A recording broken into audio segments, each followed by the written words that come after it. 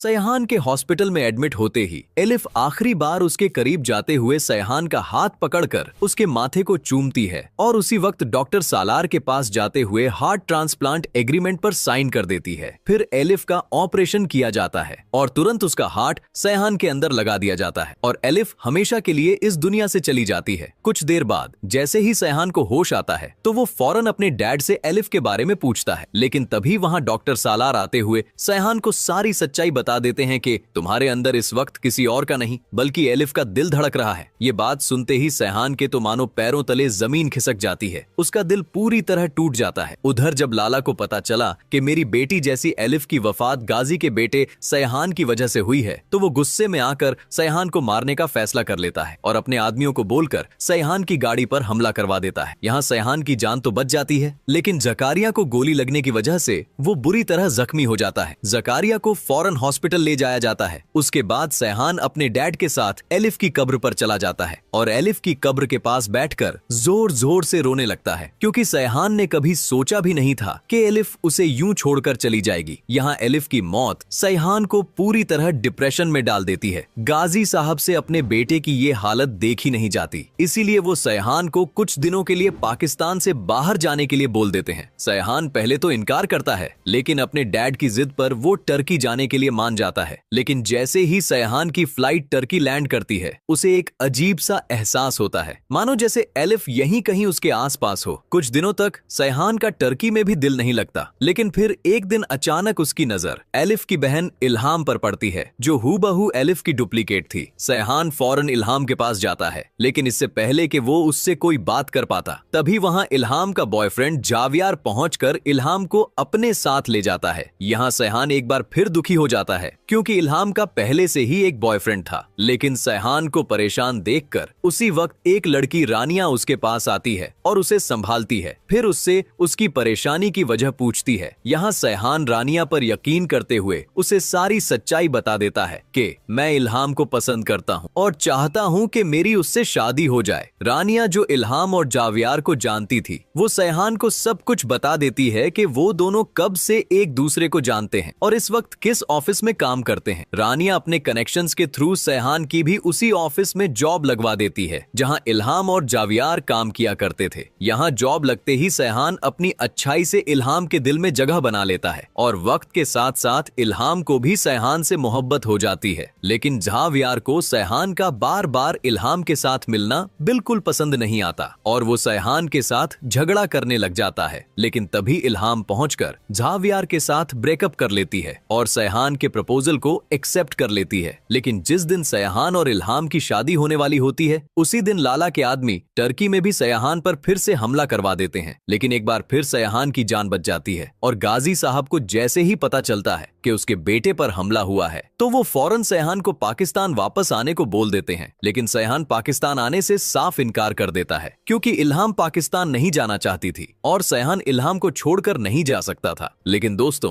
क्या टर्की में सैहान और इल्हाम की जान महफूज है या फिर लाला के आदमी एक बार फिर सैहान को मारने की कोशिश करेंगे? और क्या सैहान की इल्हाम से शादी हो पाएगी? आपको क्या लगता है, क्या हमारी प्रेडिक्शन सही साबित होगी या गलत? हमें कमेंट करके जरूर बताना और जाने से पहले वीडियो को लाइक और चैनल को सब्सक्राइब करना बिल्कुल मत भूलना।